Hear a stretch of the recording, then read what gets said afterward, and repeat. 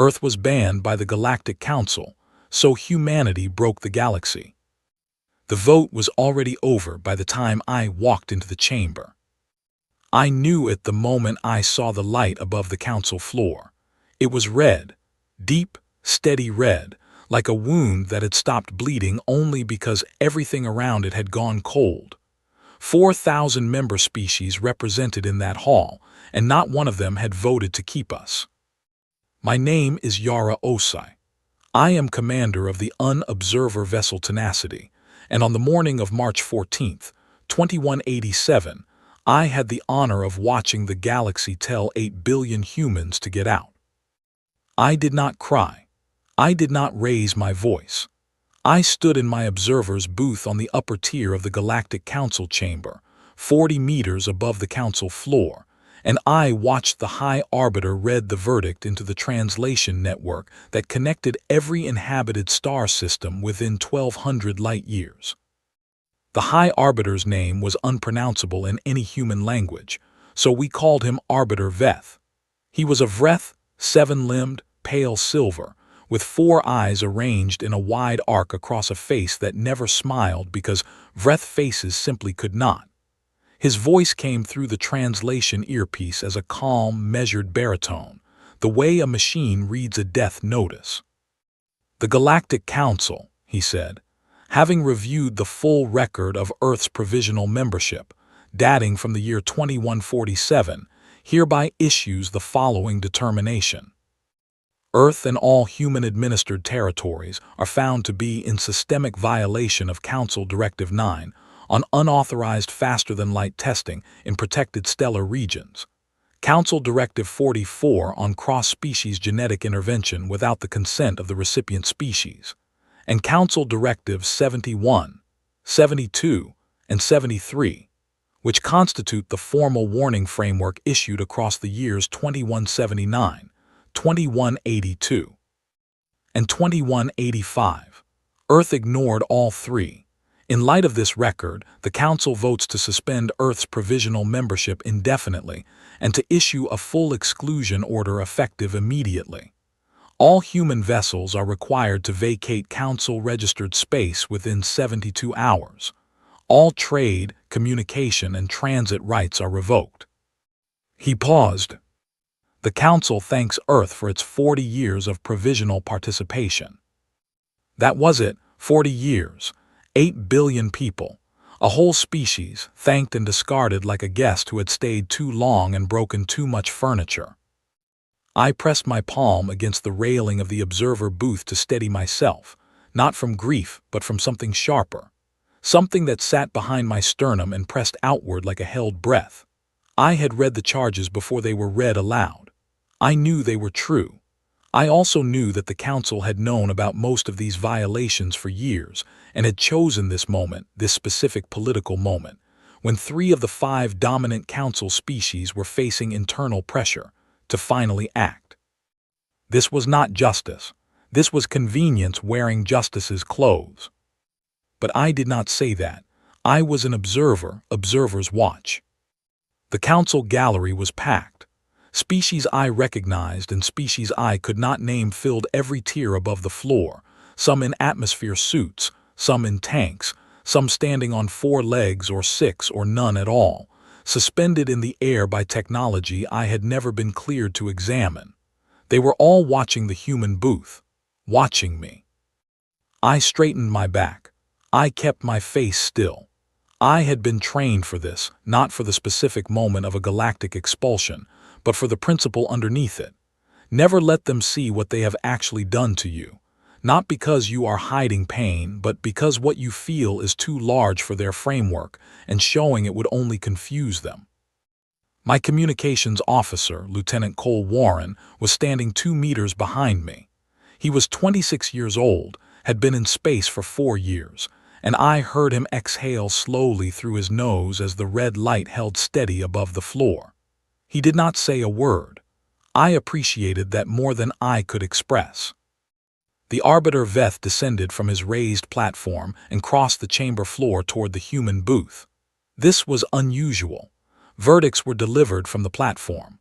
Arbiters did not walk to the condemned. But he came anyway, and when he reached the transparent barrier between the chamber floor and the observer booths, he activated his personal comms channel and spoke only to my earpiece. "Commander Osai," he said, "we expected something different from your species." "What did you expect?" I asked, keeping my voice level. "Distress," he said. "Argument. Perhaps a formal objection on procedural grounds. Humans are vocal when they are afraid." "We are," I said, "but we are not afraid right now." He tilted his head, which was a breath gesture meaning something between curiosity and confusion. "Then what are you?" I looked at him through the transparent barrier. Behind me, I could feel Cole holding very still. "We are calculating," I said. The Arbiter's 4 eyes held on me for a long moment. Then he nodded once and walked away. I turned to Cole. He raised an eyebrow. "Calculating what exactly?" he asked quietly. "Everything," I said. "Pull up a secure channel to Earth Command and get Dr. Maida up from the lab deck. I need her opinion on something before we leave orbit." Cole moved immediately, his fingers already at his earpiece. I turned back to the chamber and watched the council members filing out in their various ways, sliding, floating, walking, rolling, all of them already moving on to the next agenda item, the next policy, the next species to manage or dismiss or contain. That was what they had never understood about us, I thought. They watched us for 40 years and they recorded our violations, and they issued their warnings, and they assumed that because we responded to those warnings with formal letters of acknowledgement, we were being managed. We were not being managed. We were being patient. On the ride back to the Tenacity, I sat in the shuttle bay and opened the message that had arrived from Earth Command 14 minutes ago, timed to arrive just after the vote. It was short. It was from Director Alan Ford, the head of the Unspace Agency, a man I had known for 11 years. He had terrible handwriting when he wrote by hand, but his typed messages were always precise. The message said, "Yara, the 72 hours start now, don't waste any of them." I smiled for the first time since I had walked into that chamber. 72 hours. The council had given us 72 hours to vacate their space. They thought they were giving us a deadline. They had given us a head start. Dr. Priya Maida met me in the corridor outside the bridge before I even reached the door. She was 41 years old, originally from Bangalore, with close-cropped hair, and a habit of talking with her hands that she had never managed to stop even in zero gravity, which occasionally sent her spinning into bulkheads. She was the finest xenobiologist I had ever met, and she had been on board the Tenacity for 3 years specifically, because she was working on a project the council had expressly told her to stop. She had not stopped.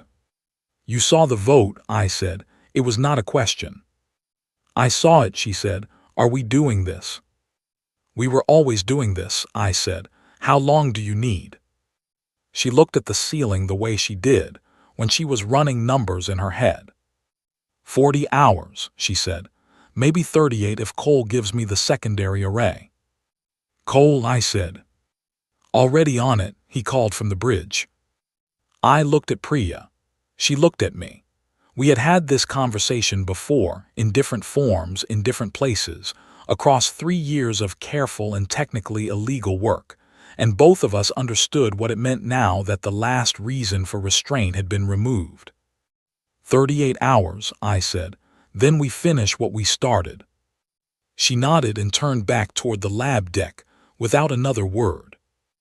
I stepped onto the bridge and stood at the forward viewport, looking out at the council station hanging in the dark. It was enormous and old and covered in the lights of 4,000 civilizations, and it had just made a very serious mistake.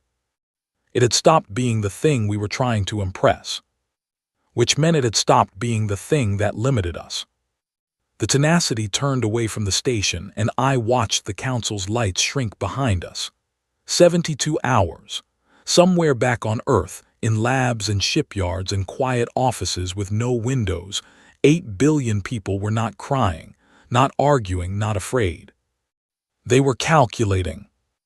And we had already done most of the math. The first thing we did was stop pretending. That is the most honest way I can put it.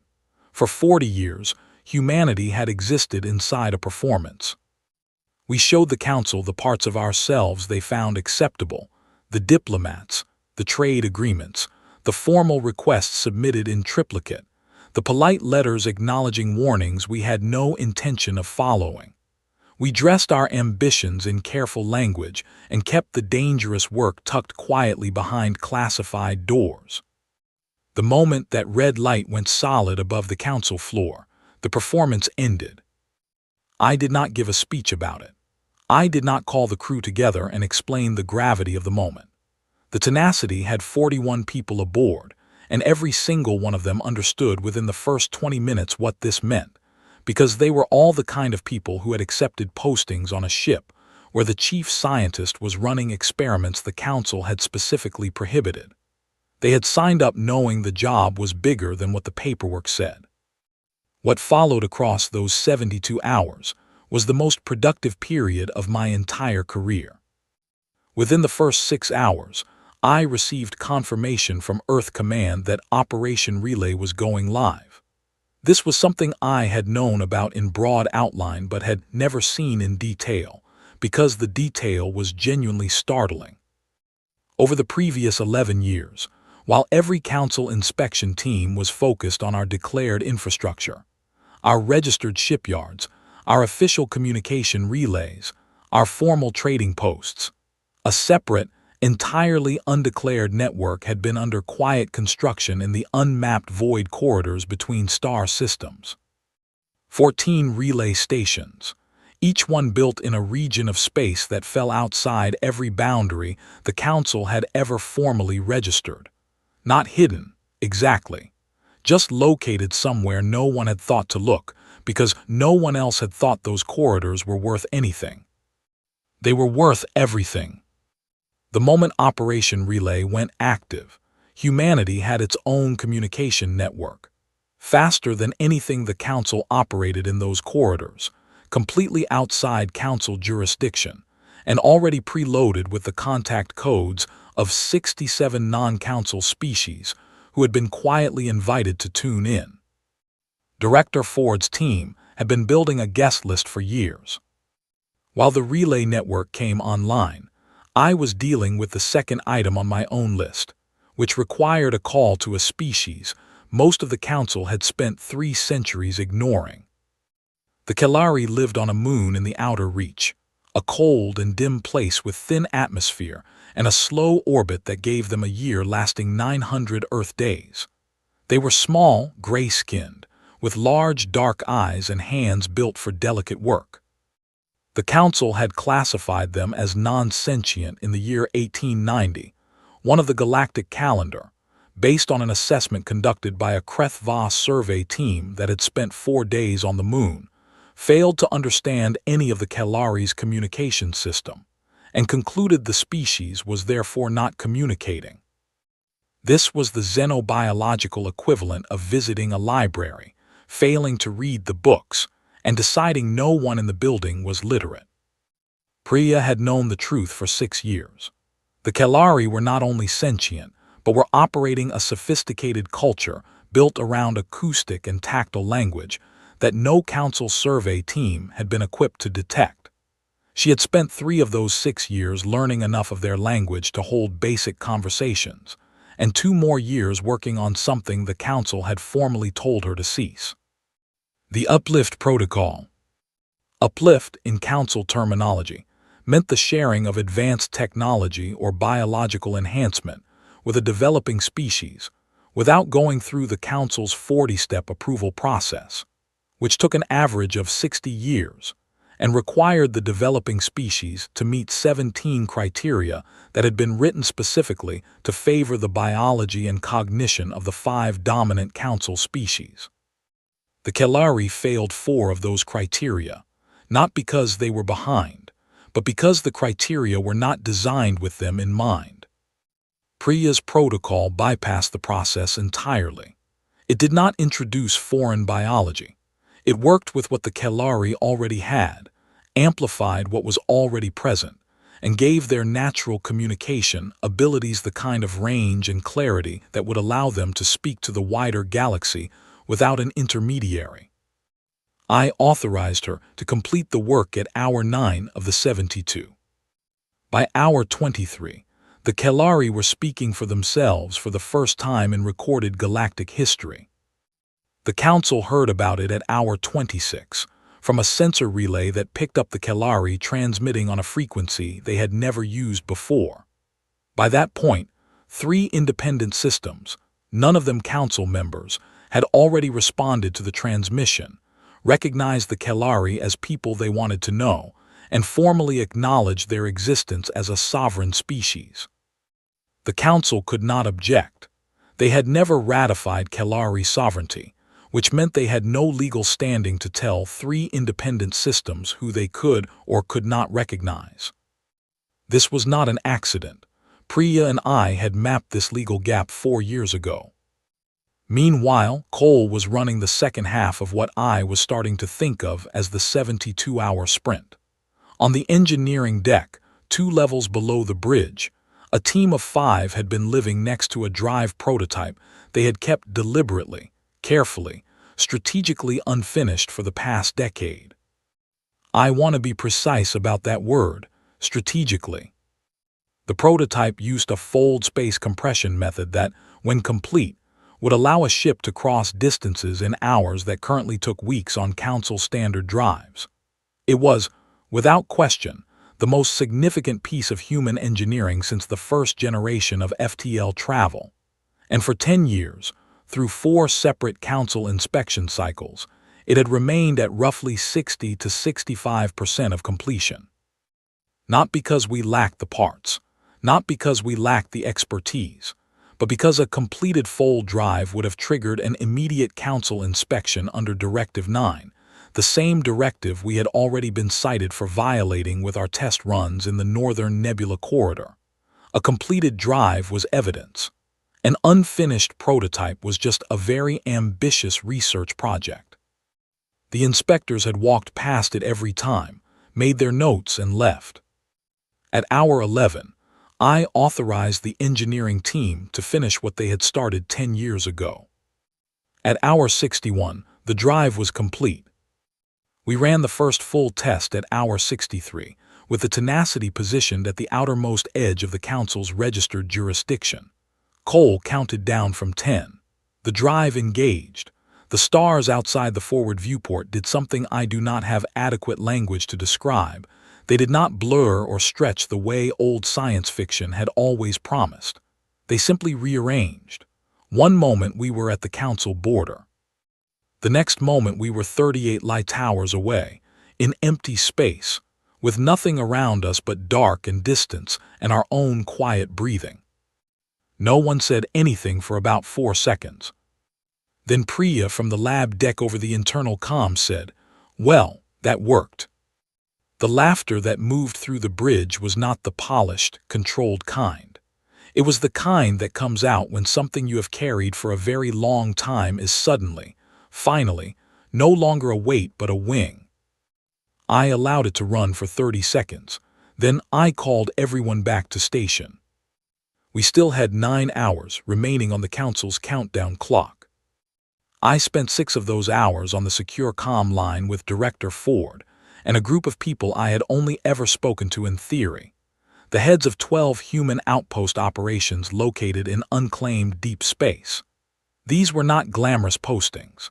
They were cold, far, difficult places staffed by people who had agreed to spend years away from everything familiar in exchange for the chance to do work that no one was watching. They had used that freedom well. Across those 12 outposts, over the previous 11 years, the equivalent of a small secondary civilization had been quietly assembled. Food production systems that did not depend on Council trade routes, manufacturing capacity for ship components, medical research that had been deemed too aggressive for Council standards, communication encryption that no Council system had the architecture to break. None of this was on any official manifest. None of it had ever been inspected. It existed in the margins of a galaxy that had spent 4 decades watching our front door and never once checked what we were building in the back. Director Ford's message at the end of that call was direct.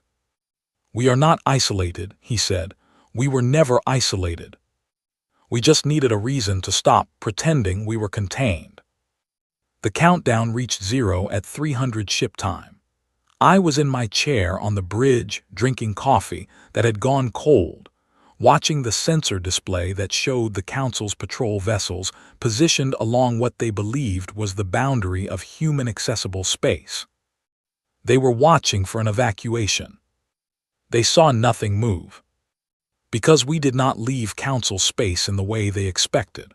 We left using a drive they did not know we had, through corridors they had not mapped, toward a network they had not detected, to meet people they had not considered. We did not flee. We expanded.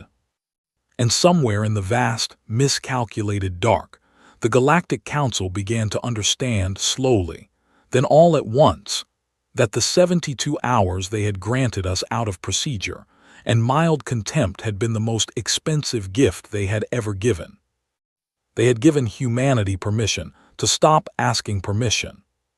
And we had used every single second. 6 months. That is how long it took for the word fracture to stop being a metaphor and start being a map. I was aboard a ship that did not exist on any Council registry.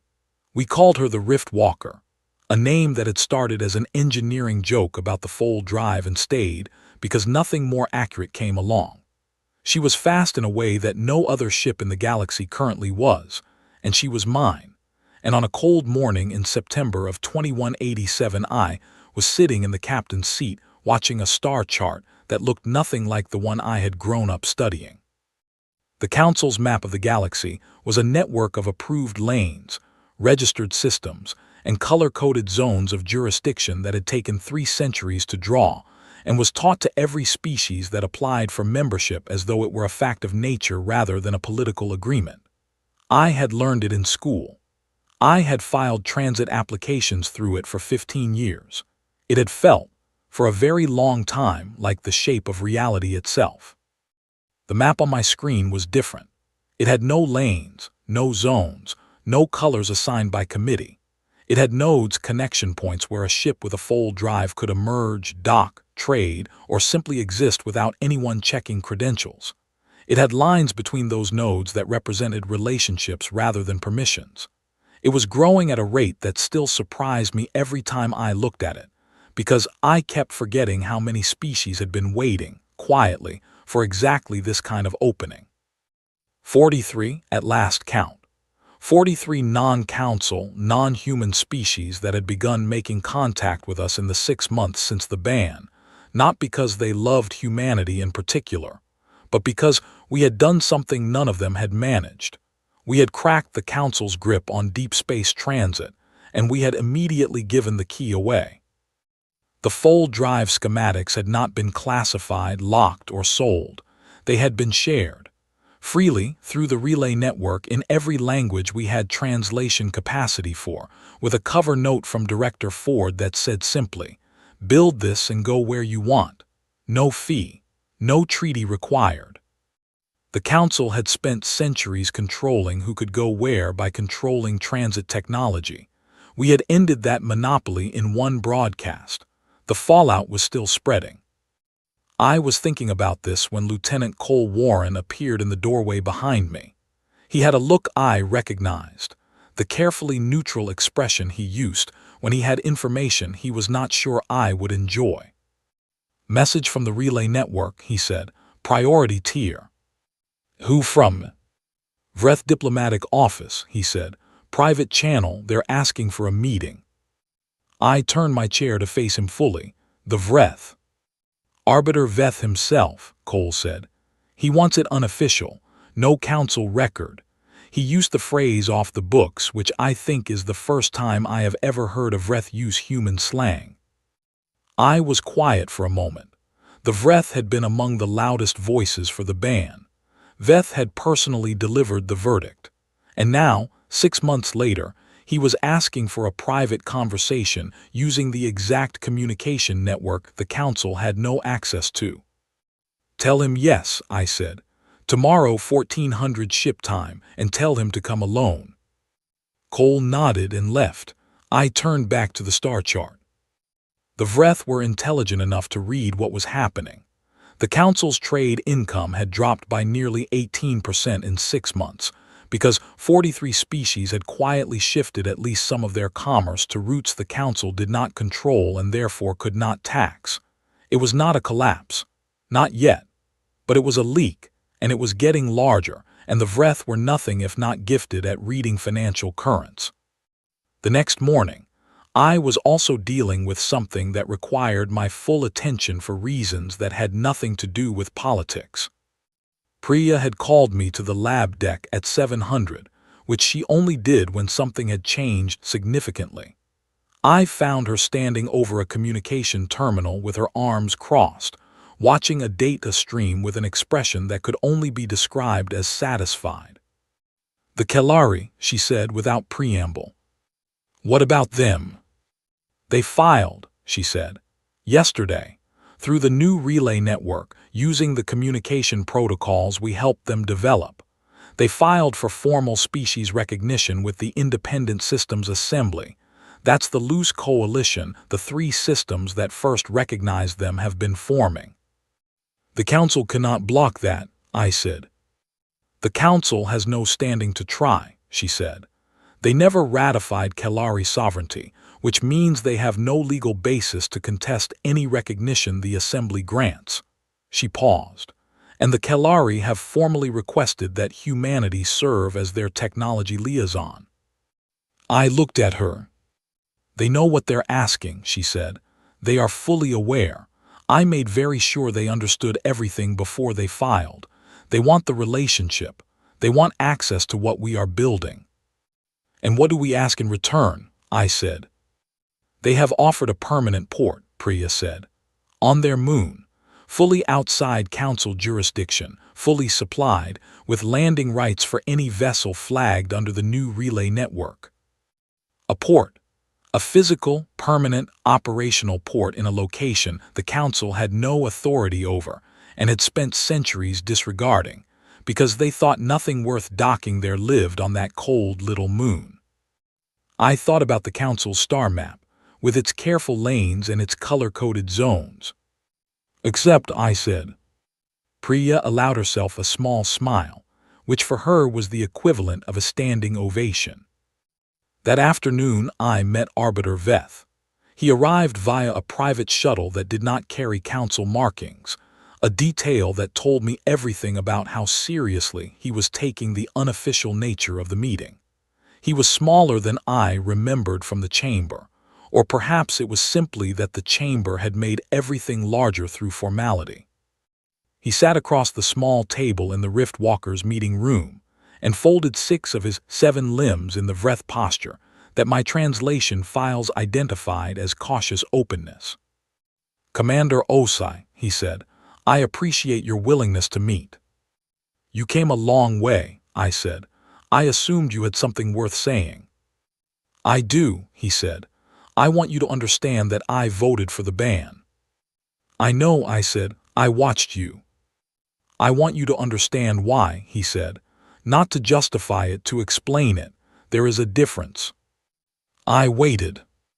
"The council exists," he said, "because 400 years ago the galaxy was in a state that your historians would probably describe as chaos. 37 active territorial disputes, 11 species on the edge of collapse from resource competition, 2 wars that had been running for over a century with no clear end. The council was built to stop all of that, and it did. For 300 years it has maintained a peace that nothing before it managed." "I know the history," I said. "Then you know that the price of that peace was structure," he said. "Rules, hierarchies, approved processes. The council does not fear humanity because you are violent. You are actually, statistically, less prone to organized conflict than 14 other member species. The council fears humanity because you do not respect the structure. You do not follow approved processes. You move too fast and you share too freely and you ignore the careful balance the structure maintains. The structure, I said carefully, maintains the power of the 5 dominant species. It does not maintain balance. It maintains a particular outcome. Veth's eyes shifted in the way Vreth's eyes shifted when something registered as accurate but unwelcome. Yes, he said after a pause, that is also true. The honesty surprised me. I had expected deflection. What do you want, Arbiter? I said.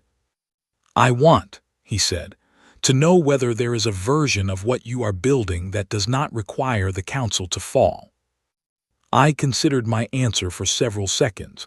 I had thought about this. I had thought about it long before the ban and harder in the 6 months since.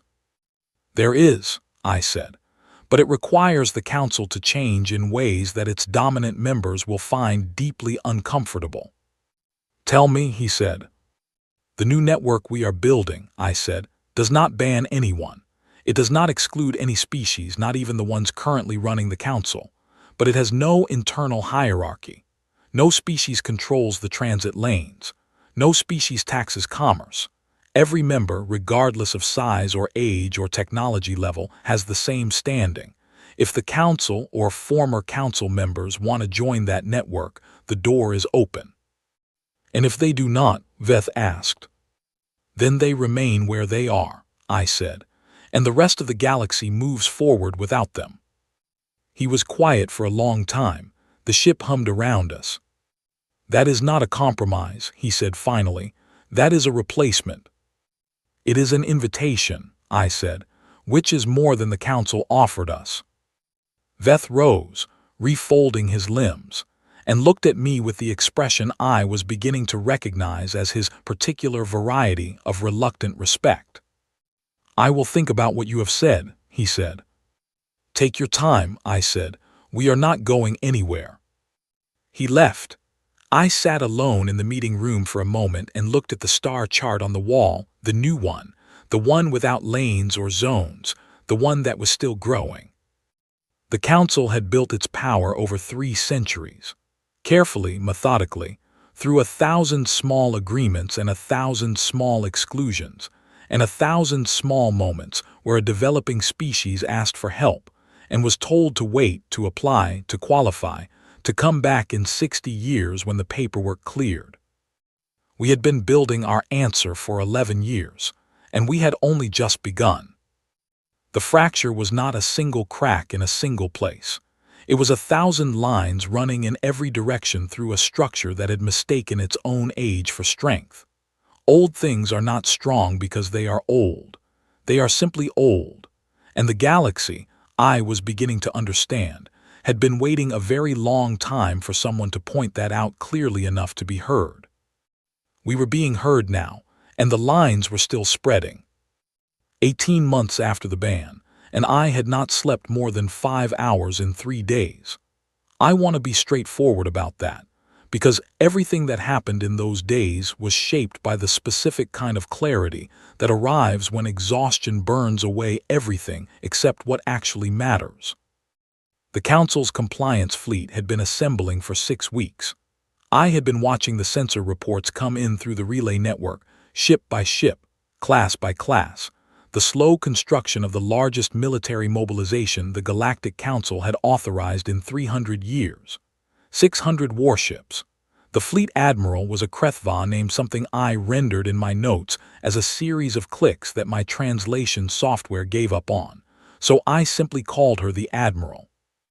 She was experienced, highly decorated, and she had spent 40 years operating within a military doctrine built around one central assumption.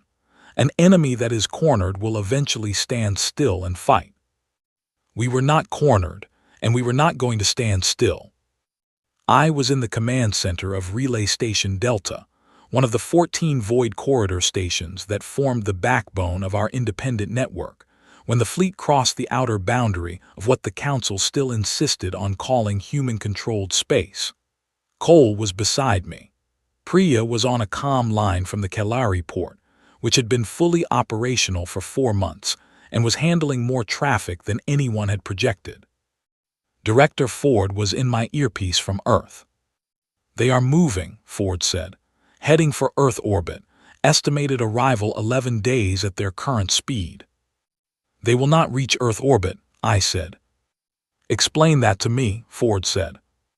"Watch," I said. I turned to the navigation officer, a 24-year-old named Ben Holt, who had the remarkable quality of remaining completely calm under pressure, which made him one of the most valuable people I had ever worked with. "Ben," I said, "begin sequence 1.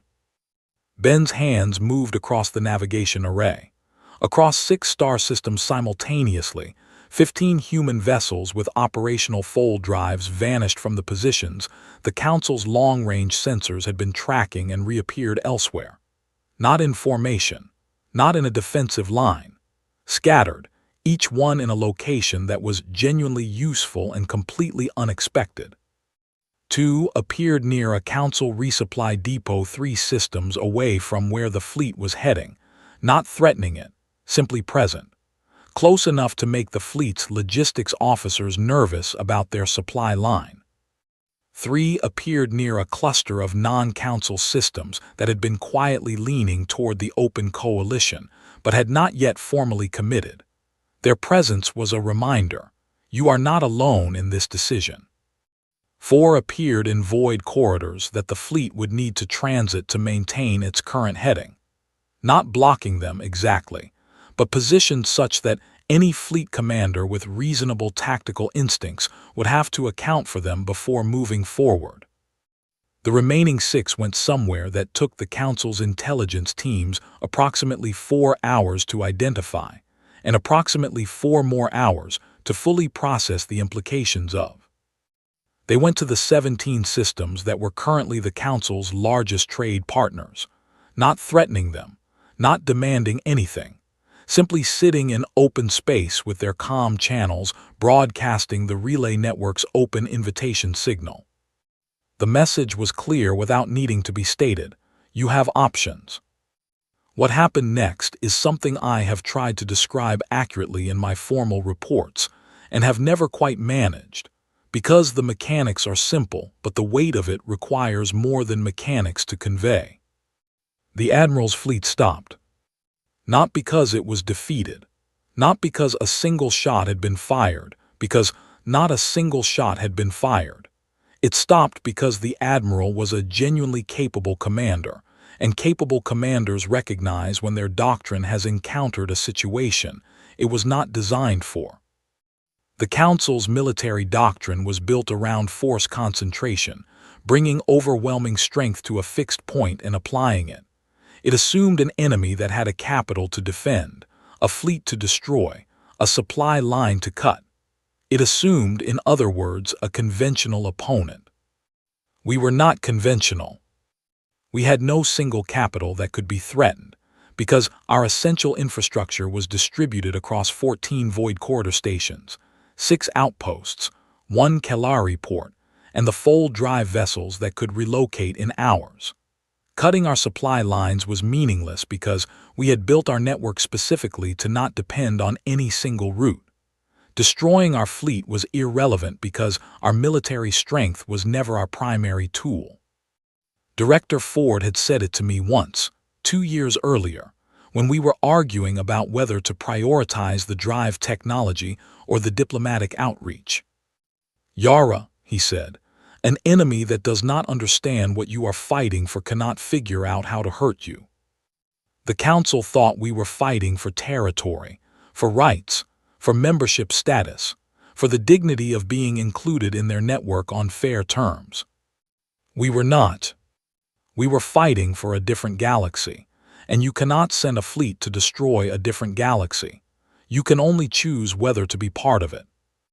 The Admiral stopped her fleet. She requested a communication channel with Earth Command. Director Ford took the call. I listened to the recording afterward.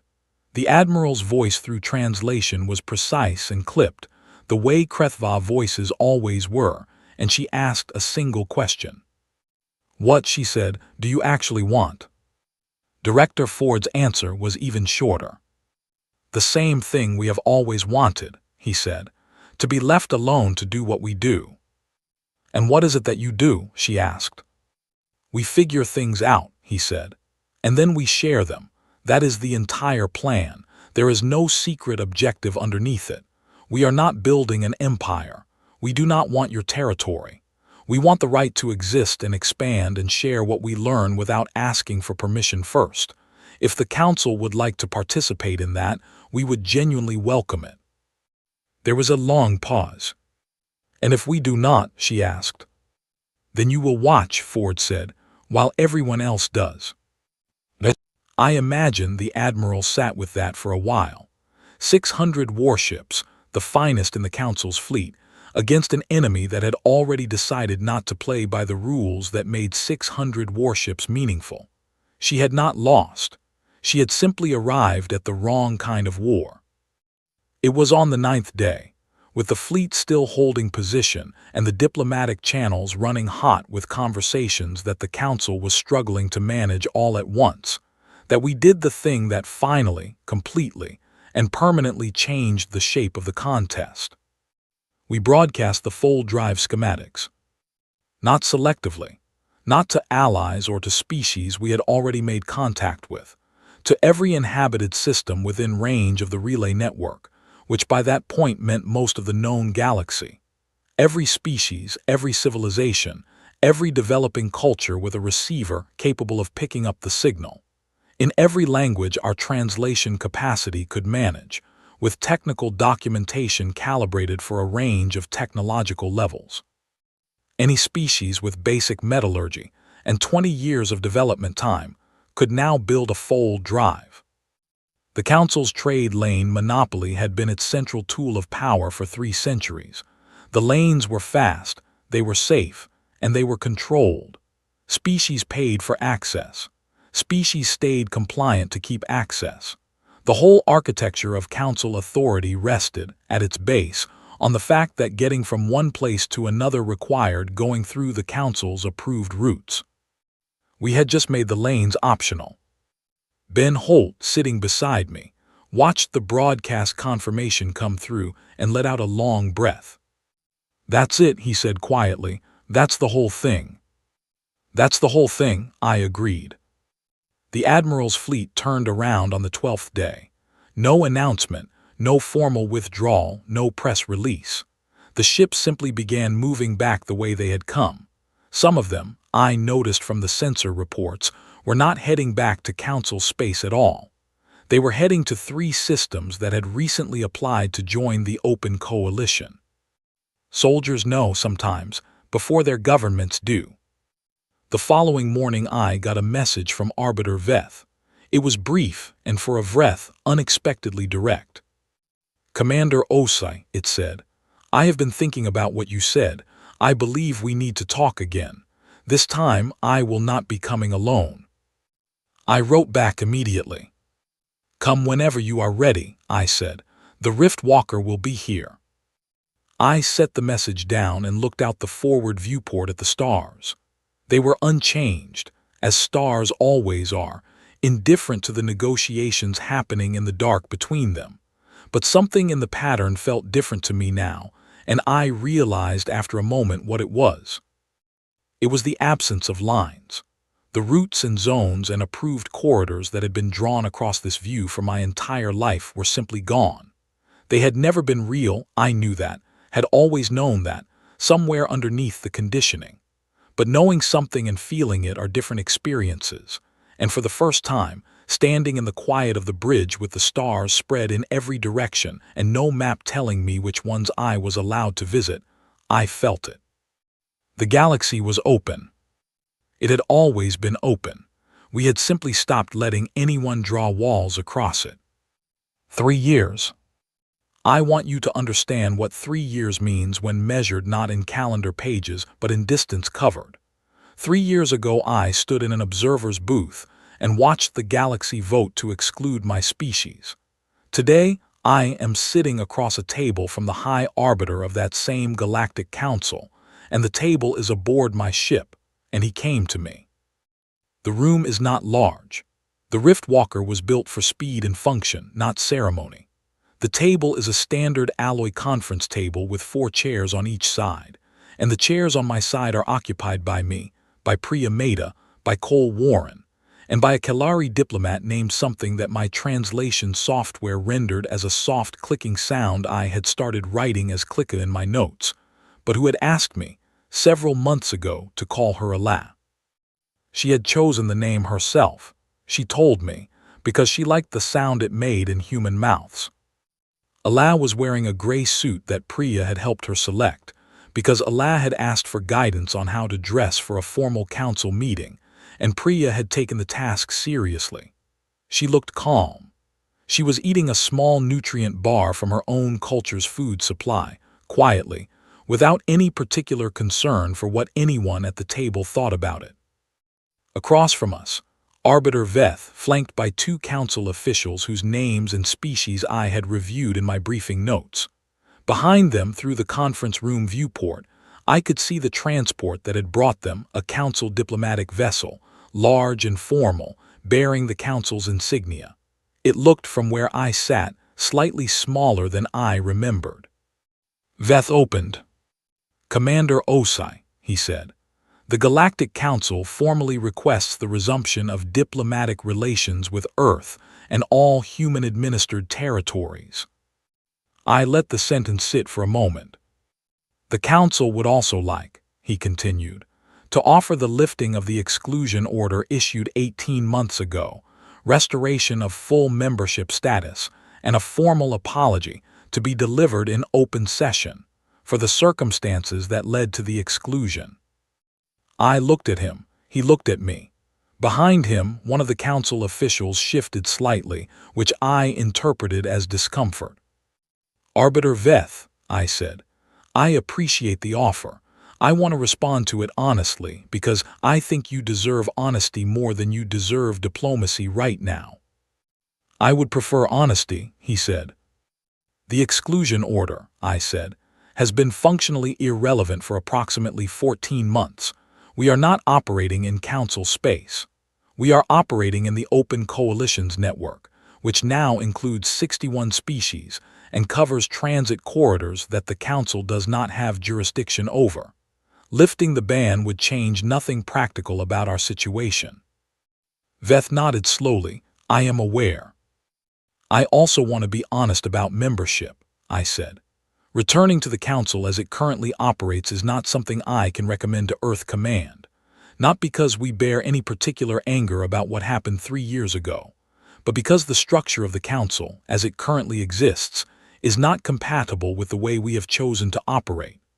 The hierarchy, the approval processes, the transit monopoly, all of those would require us to function in ways that we have moved past." "The transit monopoly," Veth said, "is no longer operational." "No," I said, "it is not, which brings me to what I actually want to say." I folded my hands on the table and looked at him carefully. "We do not want the Council to fall," I said. "I want that to be clearly understood. The Council has maintained a form of galactic stability for 3 centuries, and the institutional knowledge it carries is genuinely valuable. There are 61 species in the Open Coalition, and none of them are in a territorial dispute with each other, and part of the reason for that is structures the Council built that are worth keeping." "Then what do you want?" Veth said. It was the same question the Admiral had asked 18 months ago through a different channel. "We want the Council to reform and join the Coalition as an equal member," I said. "Not as a governing body, not as a licensing authority, as a participant. The Council's vote carries the same weight as any other member species in Coalition decisions. No veto power, no exclusive control over transit or trade, no approval processes for species development that are designed to slow down anyone who does not already look like the 5 dominant members." Veth was quiet. "You are asking the Council," he said carefully, "to dissolve the power structure it was built on." "I am asking the Council," I said, "to evolve past the power structure it was built on. The structure served a purpose 3 centuries ago. It does not serve the same purpose now. The galaxy has changed and the Council has not, and that is the source of every problem that led to this table. I paused. The species that cannot make that transition will be left behind, I said. Not harmed, not punished, simply left behind the way every institution that refuses to change is eventually left behind. That is not a threat, it is a description of how time works.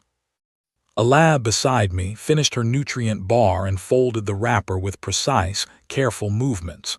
She did not speak. She did not need to. Her presence at the table spoke clearly enough. Veth looked at her for a long moment. I watched him process what it meant that a Kelari, a species his council had classified as non-sentient for 3 centuries, was sitting at a formal diplomatic table, in a suit, having clearly arrived here via her own transit arrangements, representing her own people's interests with complete authority. I will need to take your proposal back to the council, he said. Of course, I said. I should tell you, he said, that half the council will refuse. There are member species who have built their economies and their political influence around the current structure, and they will not surrender that willingly. I know, I said. And the other half? Cole asked quietly from beside me. Veth tilted his head. The other half, he said, has been watching the Open Coalition's growth for 18 months and has concluded that the structure they have been clinging to is a ship that is already sinking. They want a way out that preserves their dignity. We can offer that, I said. No humiliation, no public accounting, a straightforward transition. Any species, any former council member that joins the coalition in good faith starts with a clean record. Even the Krethva, Veth asked. The Krethva had commanded the fleet. Even the Krethva, I said. The admiral made a decision based on the information and the doctrine she had. When the situation changed, she adapted. I respect that. Veth rose. His limbs folded in a configuration I had not seen before, and I spent a moment consulting my memory of Vreth body language before I found it. It was, I realized, a gesture of genuine respect, not the formal kind exchanged at state functions, the kind that comes from one person recognizing something true about another. You said, he told me, 3 years ago in the council chamber, that humanity was calculating. I did, I said. I think, he said, that I underestimated the scale of what you were calculating. Most people do, Priya said pleasantly from beside me. Veth left, the 2 officials followed, the door closed. The 4 of us sat in the conference room for a moment. The stars were outside the viewport. The relay network was humming through the ship's communications array. Somewhere, right now, a species I had never heard of was receiving the full drive schematics and beginning to understand what they meant. Somewhere, a Kelari ship was making a transit that the council would have taken 60 years to approve. Somewhere Ben Holt was at a navigation station, looking at a star chart with no lanes on it, deciding where to go next.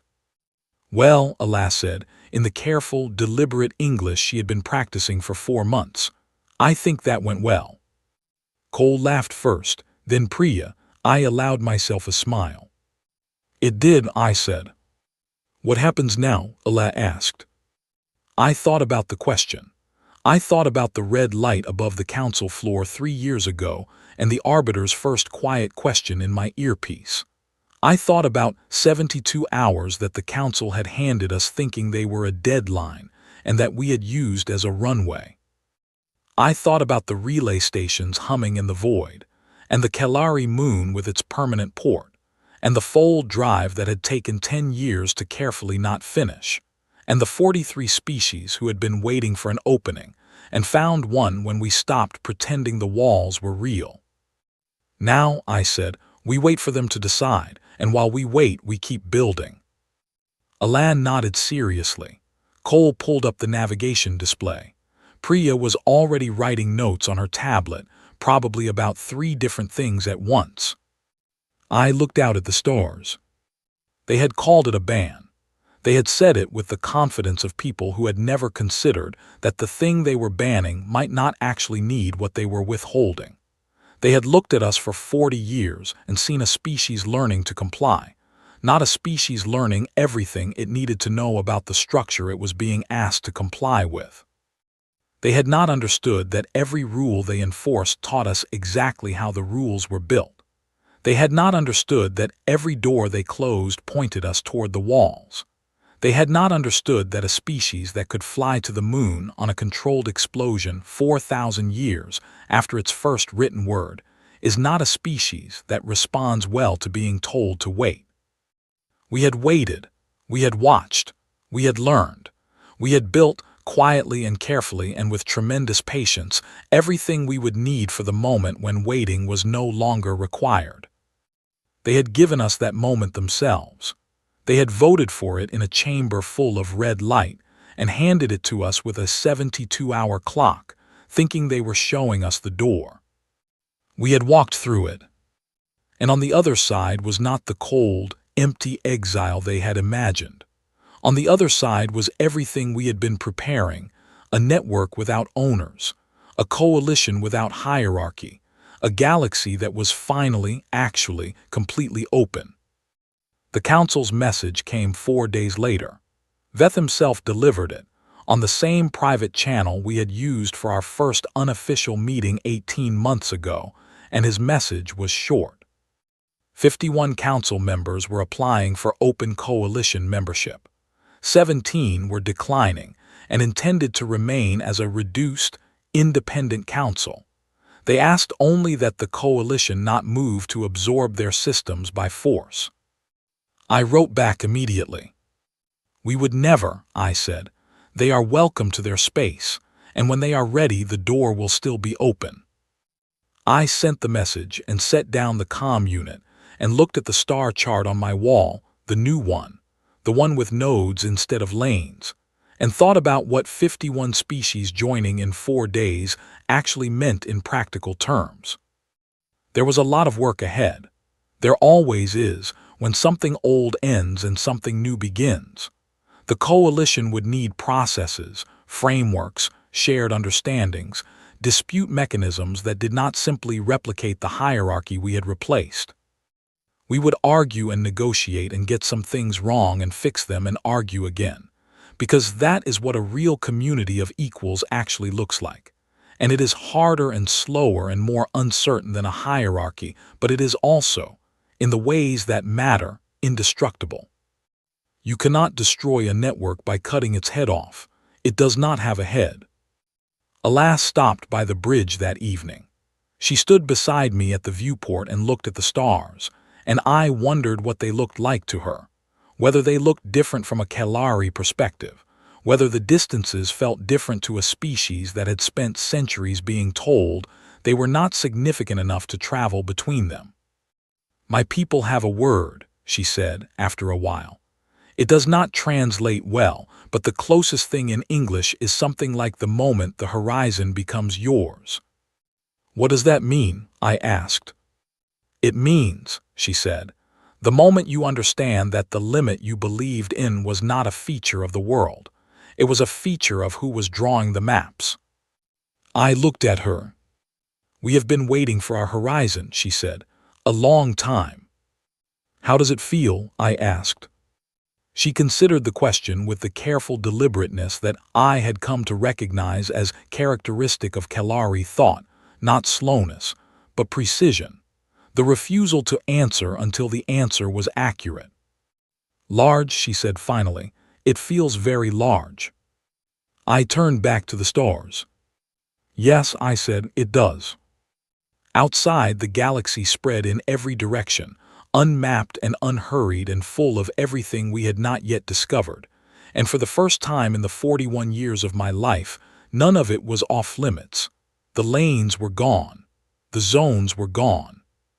The color-coded jurisdictions and the approved corridors and the 60-year approval processes, and the Council's careful, self-serving definitions of which species were intelligent enough to matter.